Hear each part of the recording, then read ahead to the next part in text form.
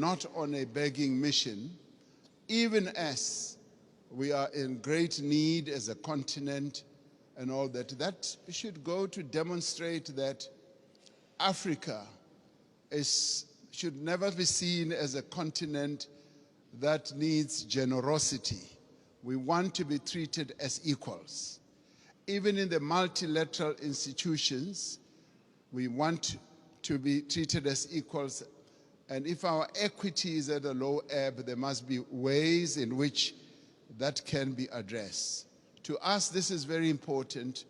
Our sovereignty is one of the things that we hold on dearly to. And we demonstrated that very clearly to both President Zelensky and to President Putin when it came to this issue.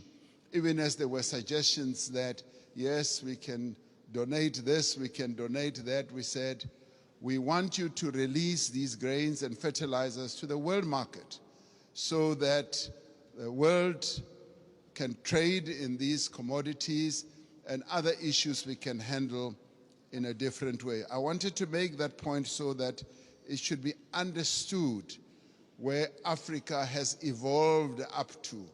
We want to be key players on the world stage, want to be key players even in the financial markets and in the MDBs. Now, these are the positive things. I do, Mr. President Macron, want us to address another issue which to us is a bit of a negative. You will have heard President Sisi talking about the 100 billion that was promised in Paris. President Sassou Nguesso yesterday as well also spoke about it at the dinner. Now, there is that issue that a number of the commitments that have been made have not really been fully lived up to. But before I get into details, let me immediately say that we recognize the many initiatives that have been put on the table, and a number of countries here have done so. Germany has gone out of the way to put a number of initiatives, and the US has also done a number of things. But there have been times when we felt like we were beggars. I played a key role as chair of the African Union during the COVID period.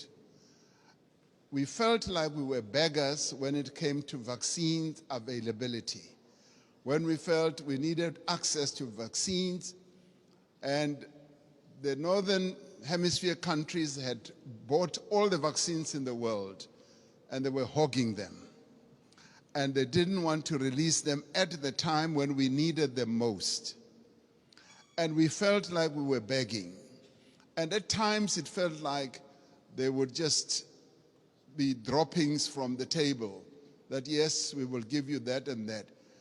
And let me tell you something that generated a lot of resentment. We resented that, and it got worse when we said we want to manufacture our own vaccines. And when we went to the WTO, there was a lot of resistance, enormous resistance. And we kept saying, what is more important, life or profits by your big pharmaceutical companies? And that too, I must tell you now, generated and deepened that disappointment and resentment on our part, because we felt like life in the Northern Hemisphere is much more important than life in the global South.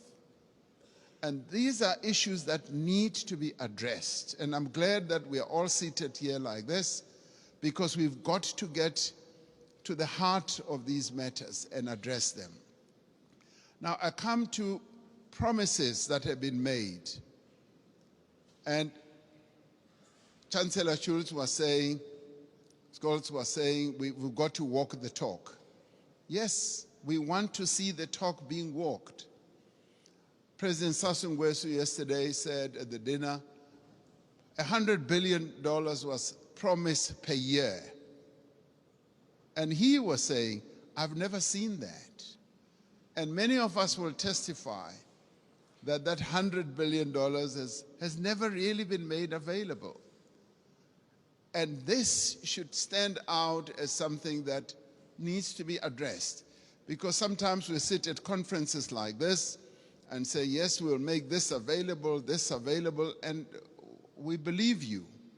We believe you, but now the tire must hit the tar. We must now see action flowing from that.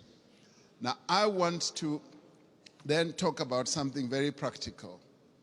President Sassou Nguesso raised it yesterday. He said he would be happy if flowing from this summit, we do something very practical on the infrastructure side.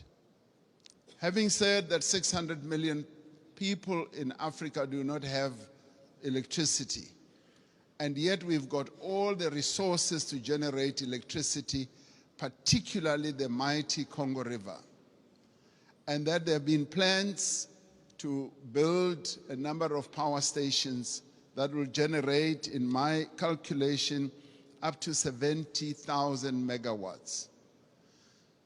And he said, and I want to speak in support of this proposal, that to prove that these summits are not summits where we just talk, flowing from the Paris COP as well as others, let us now put money on the table and collectively say we are going to address this mega project. A mega project which will in the end generate electricity for up to 12, 15 African countries all at one go. And this is a project that I think the multilateral development banks here working together, the call that you've made, President Macron, can actually fund. And where, as we rise from this, we should be able to say the Inga Dam is now going to be developed into the Inga Power Station, the one that President Sassou Nguesso mentioned, and the next one as well. If we can do that, then we as Africans will now be convinced that these summits are really meaningful. We will now go home and say, you know what, it's worthwhile going to these summits, coming to Europe, and to listen to all the promises because they are willing to act on the promises. This is what President Macron, I believe, will be one of the most important outcomes. The reform of the financial architecture, as well as a practical project, infrastructure project that is going to add a lot of value. President Sisi and I have been talking about a railway from Cape Town to Cairo for years. We will leave that for the next summit, but the one on generating electricity and building power stations on the Inga Dam is the most important, that is immediate, that I believe needs to be addressed now. Let's get that done, and then we will be convinced that you are serious with the promises that you make. Thank you.